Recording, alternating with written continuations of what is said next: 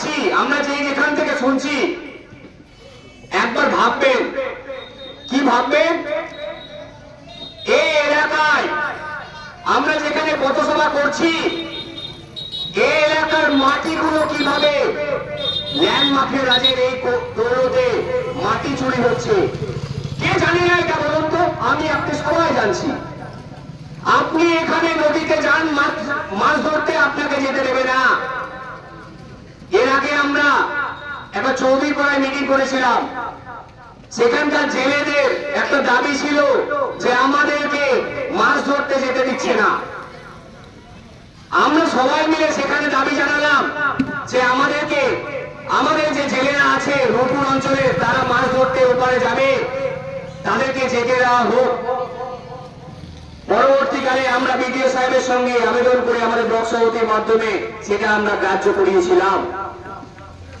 এই এলাকার জেলেদের যদি না যেতে দেওয়া হয়, এই এলাকায় মাটি মাফিয়াটা ভালোভাবে চলছে। আমরা কি জানি না কার নেতৃত্বে চলছে? সবাই জানি। আমরা এই যেখানে আজ মাইকটা বাজাচ্ছি, এখানে একটা বহু পুরনো একটা মেলা হয়। আমরা রূপপুর অঞ্চলের তরফ থেকে বারবার, সুচিয়ান ব্লক কংগ্রেসের তরফ থেকে বারবার বলেছি, এই মেলাটাকে হেরিটেজ ঘোষণা করা হোক। এটা আমাদের জন্মের আগের থেকে যুগ যুগান্তর ধরে চলে আসছে। যদি অন্যান্য জায়গায় হেরিটেজ ঘোষণা করা হয়, এই মেলাটা কেন হেরিটেজ ঘোষণা করা হবে না? এখানে কেন স্পেশাল প্যাকেজ আসবে না সরকারের তরফ থেকে? আমাদের দাবিটা এই জায়গাটায়। আমাদের দাবিটা কি?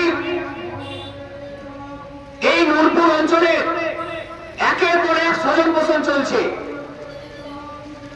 কেমন স্বজন পোষণ? আপনার 4 তলা বাড়ি আছে, আপনার বাড়িটা পাবেন, যার কুড়ে ঘর আছে তার নাম বাড়ির লিস্টে নেই। আপনার বাড়িতে 2টো টিউবওয়েল আছে, 3 নম্বর টিউবওয়েলটা আপনি পাচ্ছেন, যার বাড়িতে টিউবওয়েল নেই সে কিন্তু টিউবওয়েলটা পাচ্ছে না। এই নোংরামিটা এই রূপপুর অঞ্চল জুড়ে হচ্ছে। রূপপুর অঞ্চল জুড়ে কি হচ্ছে? আজ ইট ভাটার বাড়াবাড়ন্ত, যার কারণে কি হচ্ছে জানেন? আপনার বাড়িতে বাচ্চা ছেলেগুলো আছে, আমরা তাদেরকে ধরে রাখতে হচ্ছে ভয়ে। আগে মুরগি পুষতাম আমরা খুব বেঁধে, এখন বাচ্চা ছেলেকে বাড়ির মধ্যে বেঁধে রাখছি। কেন জানেন? এত জোরে ট্র্যাক্টর চলছে, এর রাস্তা কে টানবে? আপনারা যারা এখানে আছেন, আমার থেকে সকলেই বয়সে বড়।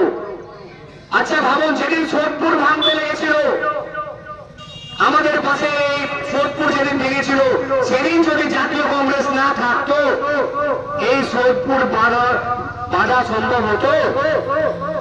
আজ এখানকার জেলা সভাপতি বলছেন যে এটা প্রাকৃতিক দুর্যোগ, আল্লাহ করছে।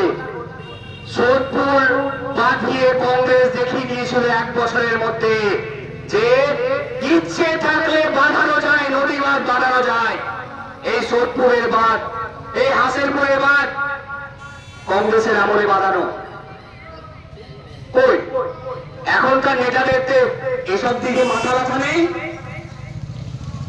আমাদের নূরপুর অঞ্চলে